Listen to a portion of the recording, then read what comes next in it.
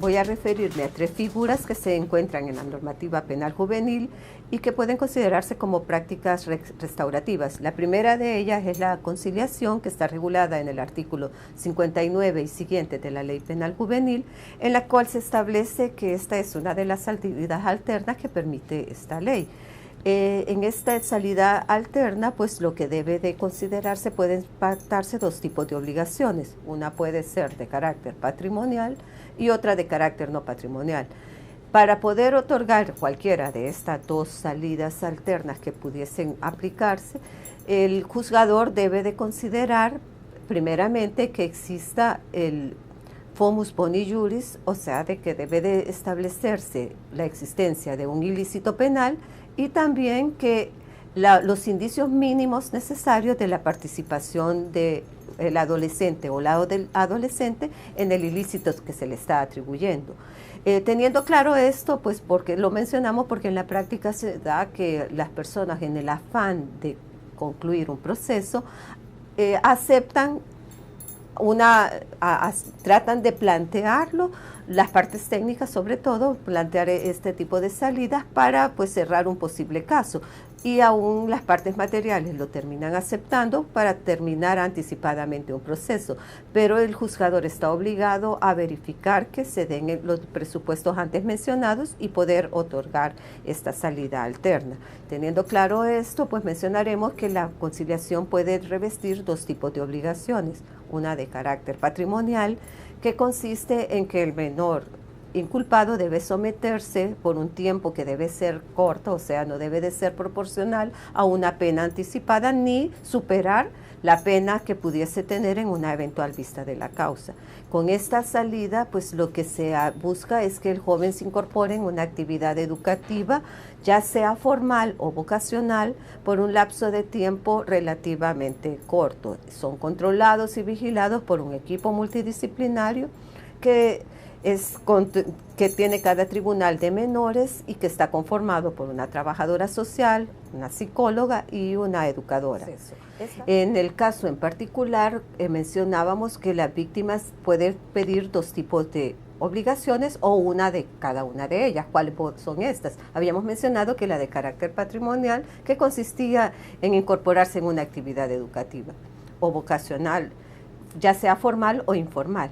En este tipo de obligación, pues ya mencionamos también de que la verifica lo que es el equipo multidisciplinario, quien pasa periódicamente un informe al juez del cumplimiento de este tipo de acuerdos. Luego de esto mencionaré que también existe otro tipo de acuerdo, que es el de contenido patrimonial. En el acuerdo de contenido patrimonial, la víctima puede solicitar a los padres del menor inculpado o adolescente que se encuentre en el conflicto penal juvenil, pues debe de solicitar una cantidad económica, lo cual se contrae acá, es una deuda, una obligación económica en la que debe de resarcir en alguna medida el daño que ha sido causado a la víctima, aclarando que los daños morales nunca son resarcidos con dinero. Además del acuerdo conciliatorio, también en la Ley Penal Juvenil se establece otro tipo de práctica restaurativa que podríamos considerarla, que la encontramos en el artículo 37 de esta referida ley, en donde se establece pues la figura de la remisión. Esta figura de la remisión debe de cumplirse con ciertos requisitos para que la misma pueda otorgarse. Primeramente, el quantum de la pena. Para poder otorgar esta salida alterna que la Ley Penal Juvenil establece, se ha establecido pues que la penalidad del delito que va a aplicarse la remisión no debe ser superior a 3 años.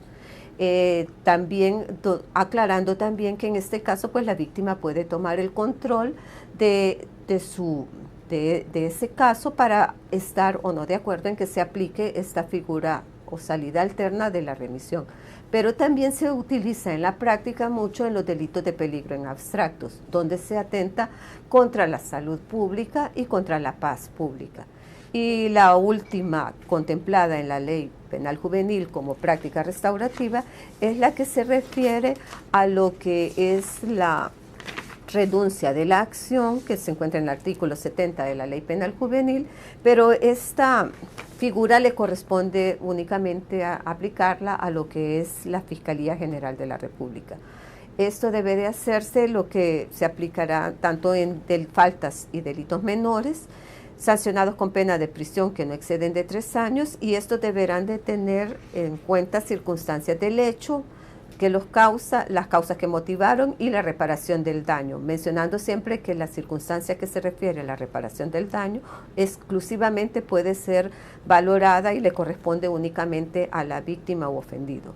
Si la reparación del daño ha sido total, pues el fiscal se ve en la obligación de cerrar el caso y deberá de renunciar a dicha acción.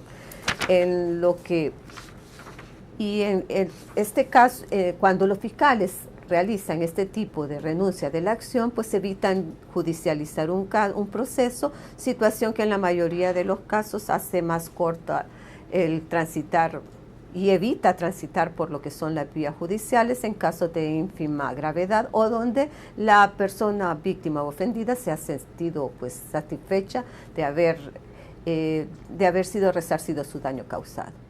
¿Por qué utilizar justicia restaurativa en el proceso penal juvenil? Porque se le devuelve el conflicto a la víctima.